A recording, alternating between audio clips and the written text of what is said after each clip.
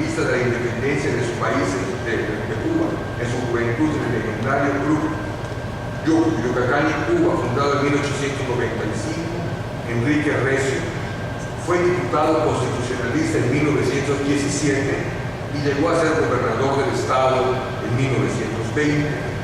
Y entre 1970 y 1976 fue también gobernador de nuestro estado don Carlos Loret de Mola Mediz, nieto de Mario Loret de Mola, último presidente del referido Club Yucatán y Cuba y primer cónsul de la República de Cuba y Yucatán. Como se ha podido apreciar, pero espero que haya sido así, las oscilaciones y trajines entre Cuba y Yucatán quedan muy bien resumidas en el título de la exposición que recientemente inauguró el pintor René de la Nuez con sus chacmoles. Yo vengo de todas partes y a todas partes voy. Como describió nuestras identidades cubanas y yucatecas el poeta José Martí y sus hermosísimos versos sencillos. Sirve entonces este brevísimo paseo por las relaciones de Cuba y Yucatán como un sencillo recuerdo y un mejor homenaje al alma abierta de quienes nacimos en esta entidad que, sin menoscabo del cariño que por ella sentimos, hemos abrazado los flujos humanos y culturales venidos de fuera, de nuestros paisanos del Caribe, como si fueran nuestras propias costumbres. Es todo y muchas gracias.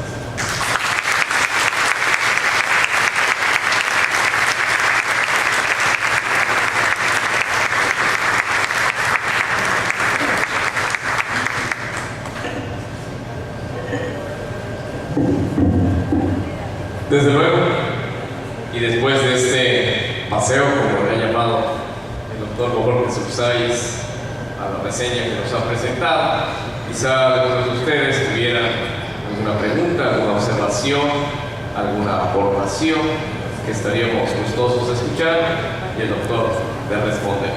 Solo les pido por favor hacerlo saber. Magistrado.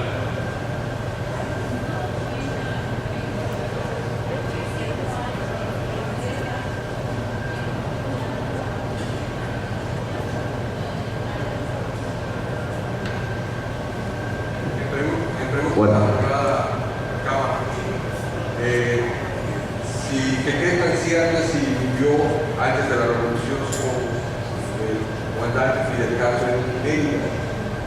Le quiero decir lo que yo he podido estudiar, claro que no es el periodo que yo estudio, pero de todas maneras lo he tratado de indagar aquí. Y creo que mi humilde opinión es que creo que más pertenece al imaginario de los yucatecos. No he encontrado ningún texto fidedigno que dé cuenta de la estancia de Fidel en Mérida. Difícilmente además podría haber, porque supongamos, o sea, imaginemos que él es en esos años un hombre proscrito, así que no creo que anduviera con mucha fluidez.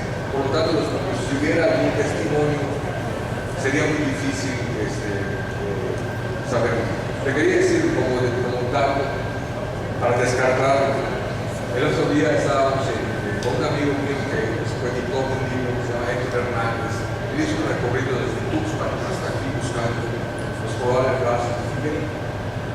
Y entonces en Tuxpan le dijeron que Fidel cantaba muy bonito las rancheras. Y me decía él, es un biógrafo de Fidel, que no hay cosa que más mal haga comandante de cantar. De modo que no, realmente no hay muchos datos sobre la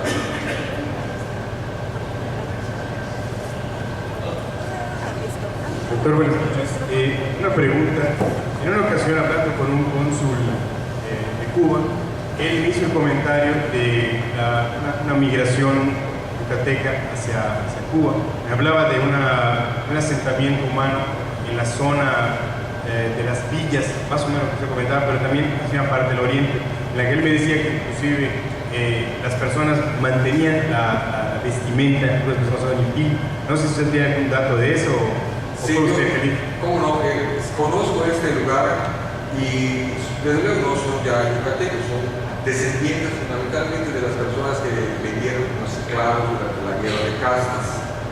También hay una migración en los años 13 y 15, cuando se fueron los asentados, cuando llegó el gobernador Eleuterio Ávila y empezó el proceso de expropiación y este tipo de cosas.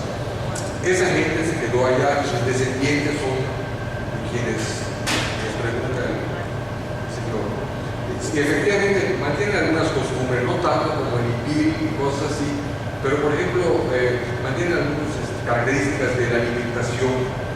Por ejemplo, el Día de Muertos hacen una especie de pollo, que no sería el pollo a nuestra usanza, pero que denota cierta procedencia de origen yucateco. Sí existe todavía esa gente.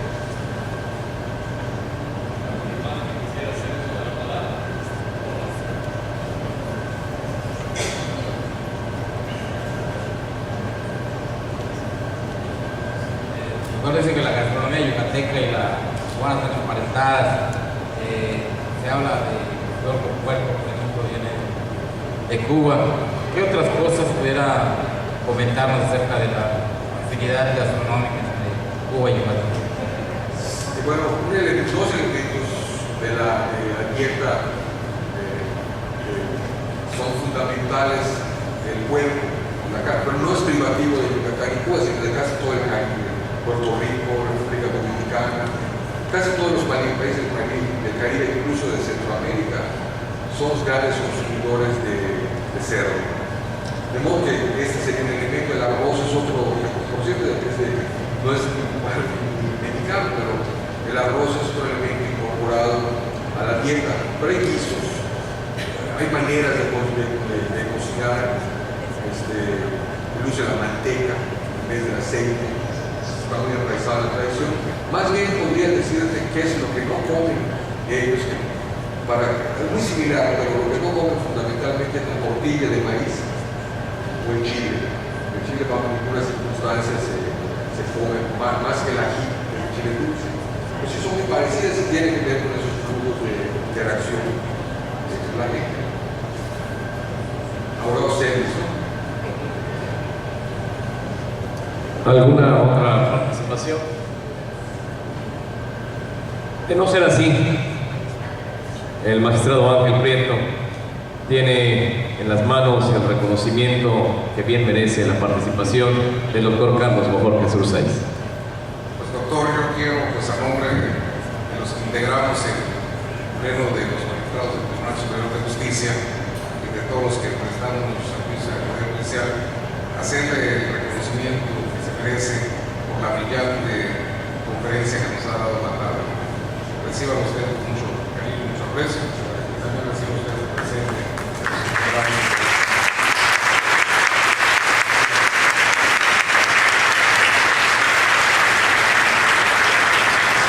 Desde luego invitamos a todos a la cuestión cultural ahora.